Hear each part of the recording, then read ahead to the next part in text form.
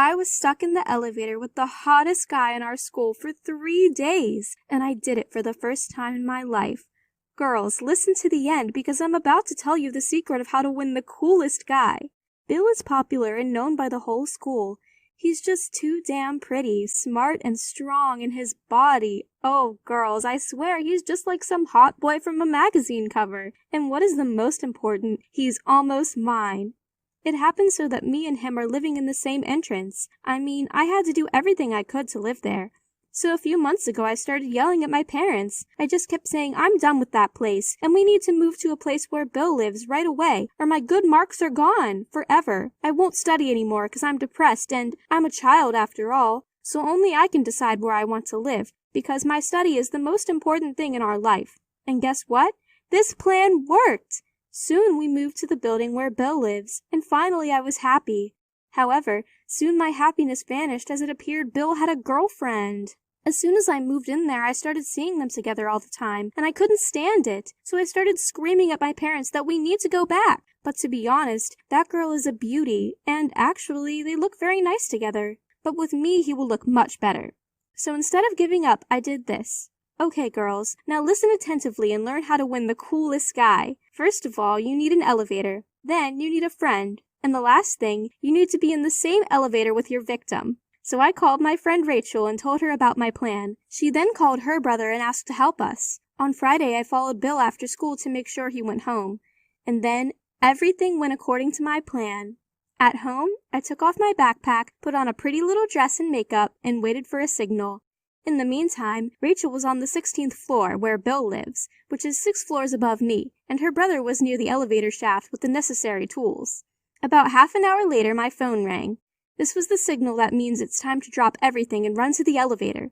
Rachel saw Bill leaving and immediately called me. Then, in a couple of minutes, the elevator had opened, and here is our meeting. He was shocked seeing me dressed like that. Well, there's no wonder. Okay, so what's the plan? When we're inside with Bill, Rachel gives a command to her brother to break the elevator. The elevator was small and rather cramped, so I just stood near the doors and Bill was behind me. Now at any second Rachel's brother will do his job, and suddenly the elevator shook hard and then stopped abruptly. I screamed out so loud and fell directly in his arms. Don't worry, someone will come soon and set us free. But it didn't take me long to come up with the answer. Oh, I'm okay, cutie. For a second I noticed a sweet smile on his face while he was checking my look, but then all of a sudden his eyes turned around and he looked at my feet. OMG! I was wearing slippers. I rushed to catch this damn elevator and I completely forgot to put on my shoes. Oops, there's a taxi downstairs waiting for me. I was in such a hurry. Haha, it's okay. It happens. Then he started pressing the emergency button, but there was no answer. Bill nervously pressed that button like 20 or 30 times, but there was just silence. Then I noticed how he started to get angry and nervous. Oh God, I forgot my phone, he said to himself. Oh yeah, I'm glad you forgot it. I forgot mine too, or rather, I didn't take it with me on purpose. The few hours had passed, but nothing changed. We were still stuck in the elevator, and I told him that I started to get tired. The next moment I was shocked as he took off his shirt and put it on the floor so I could sit there with him. Oh my God, I thought it was the best moment of my life.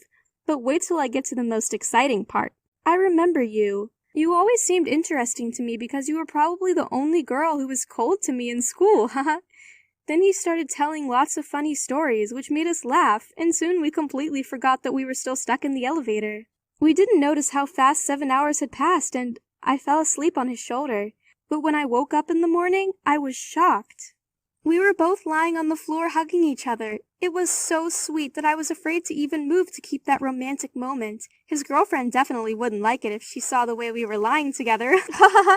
Well, who cares? Now it's my turn. I want love. Bill was still sleeping, so I couldn't take my eyes off him. He is so handsome. And then I decided to kiss him. Carefully, I leaned over him very close, just face to face, when suddenly my hair fell on his face and he opened his eyes. Oops. I became so embarrassed. Stammering and blushing, I told him he had some garbage on his face and I wanted to pick it up. And all of a sudden I gained some confidence and quickly kissed him on the cheek. But guess what happened next? Bill laughed and said, "Come on, baby. Can you check my face some more?" Then he pulled me back and we kissed again. I swear it was the sweetest kiss of my life. However, it didn't last long. Bill suddenly got up and said we should do everything we can to get out of the elevator. He pressed that emergency button like a million times, and then we even started knocking on doors and screaming, but no one heard us. Well, you probably wonder, what about the toilet? Nothing. It was very hot in the elevator, and all the water came out through our pores. All we were thinking about, or rather him, is how to get out of there as quickly as possible. But all I wanted was to make him hug me, so I started crying. Don't you worry, sweetie. If it's not today, then tomorrow we sure will be released. Then he put his shirt on the floor again. We sat down, and he hugged me so tight that I wanted this moment to last forever. It felt so good and calm with him that I fell asleep in his arms. Suddenly there was a sharp noise and knocking somewhere above us, which woke us up. It was 7 a.m. in the morning, and Bill calmly said, "See, told you today we would be released." "Oh no, I won't let them open this damn elevator." I got so angry that I pushed him away, got up and started pushing all the buttons there. But then he grabbed my hands and said, "Are you mad or something?" Then he calmed down and invited me to the cinema someday. Suddenly the elevator started working and began to move up. Then the doors opened and I saw some lift workers on the floor, and there was my mom. She ran up to me, hugged me, and said, "What have you done, you silly?" So my mom returned from a business trip early this morning. When she noticed I wasn't home, she called my friend and Rachel told her everything. What a cool friend. Well, anyway, I needed to make sure my mom won't say too much in front of Bill, so I stepped on her foot and whispered, "Please, Mom, be quiet. I'll explain everything to you at home." What an awkward situation. I was so ashamed. Suddenly, Bill came up to me and said, "You didn't answer about the cinema." So, girls and boys, here's the most interesting part of my story. So yeah, sure thing, we met in the elevator and went on the film, and then, well, it turns out that Bill broke up with his girlfriend like 2 weeks ago. So now she's not in the way anymore. And yes, me and Bill are in a relationship now. All the girls at school are so jealous of me now. But I don't care. I'm happy. Eee!